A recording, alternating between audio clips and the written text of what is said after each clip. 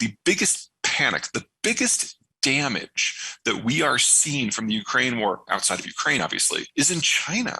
Because in 1 month, the Russians have pulled back the blinders on what has been a 50-year strategic program.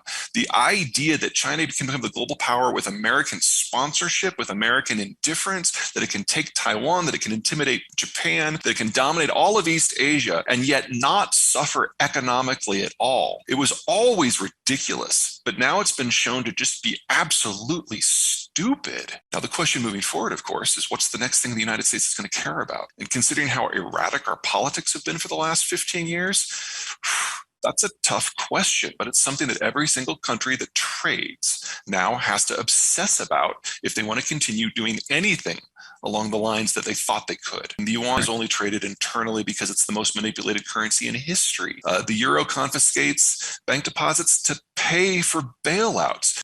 Are there things that the Fed could do better, in my opinion? Of course. But compared to all the competition, I mean, there isn't any competition. Russia is the world's second largest oil exporter, and it exports via 4 main routes, one to China, one to the Baltic Sea, one to the Black Sea, and then on via pipe to Europe. What's going on right now because of the Ukraine war is that the pipes that go to Europe are going to be disrupted either by the war itself or because Ukrainian partisans are targeting Russian income flows. One way or another, those pipes aren't surviving this year. The stuff that goes to the Black Sea is in a war zone. So insurance companies will not give the indemnification that is necessary for vessels to operate in that area. So the only way a ship can go and dock at Novorossiysk right now is if a country gives it sovereign indemnification and takes all the risk. Some of that is happening with the Chinese. It might be happening with the Indians. That's a little touch you can go. They're still under negotiation. Primorsk, that's the Baltic port, so right next to St. Petersburg.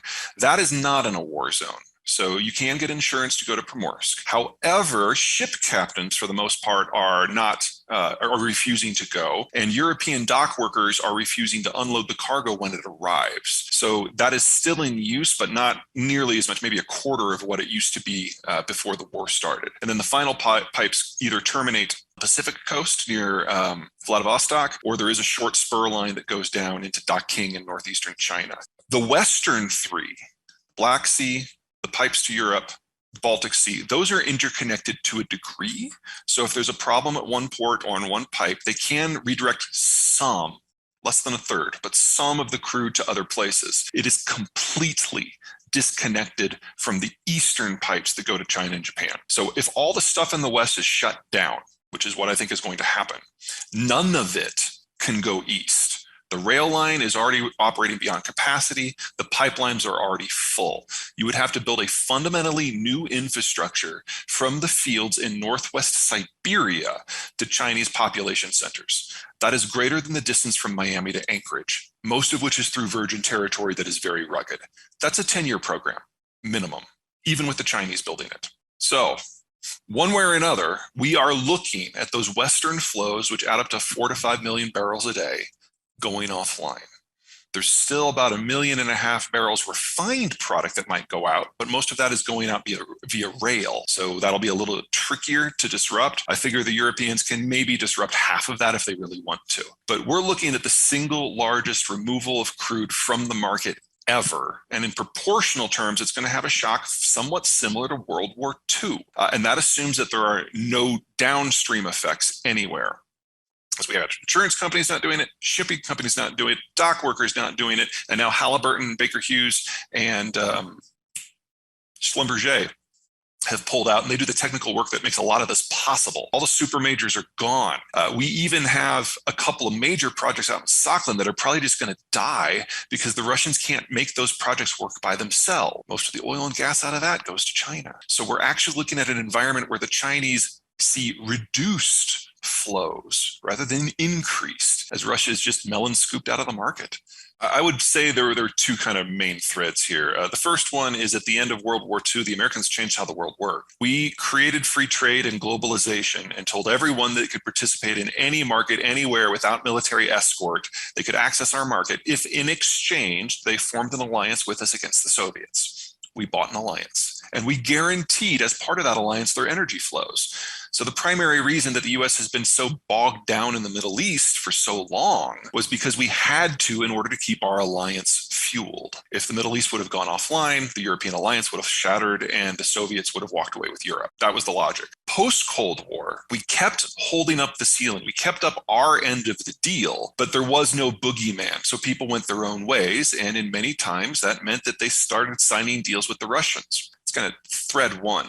Thread two, Europe's a nasty place. Its history is horrific, and the world wars were just the capstone of what had been a millennia of conflict. And so with the American-led order, the Europeans let themselves believe, let themselves hope that history had finally turned the page and that they were finally had all that behind them. And in that sort of environment, especially in the post-Cold War version of it where the Germans had reunified, Russia was seen as a country that in the end needed to be incorporated into the European family so that Europe could finally be whole, at peace, and free.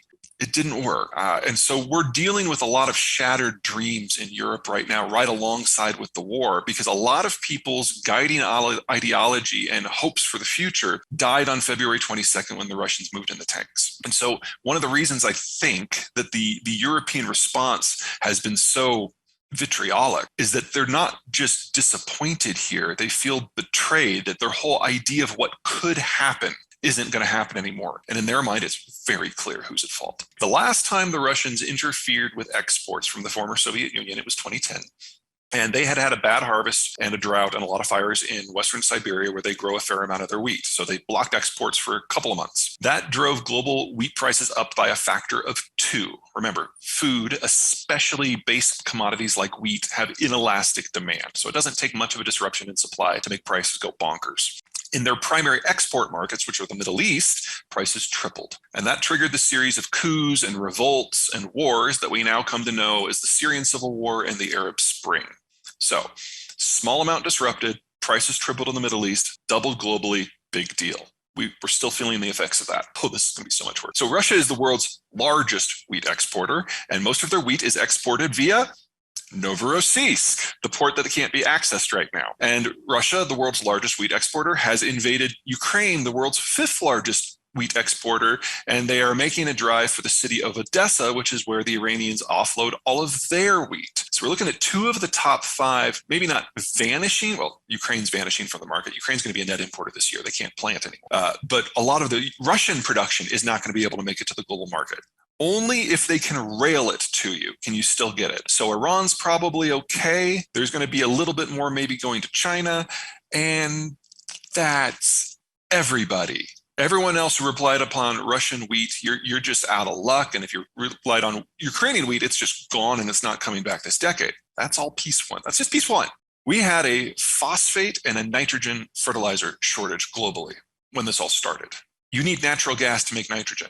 The European fertilizer manufacturers have already suspended most of their nitrogen fertilizer production because of what's going on with the Ukraine war, and the cost is already, I believe today we're at $60 per 1,000 cubic feet in Europe for natural gas versus the United States, which is like 4.5. So I mean, there's no way you can be viable making nitrogen at that prices, and that's without sanctions.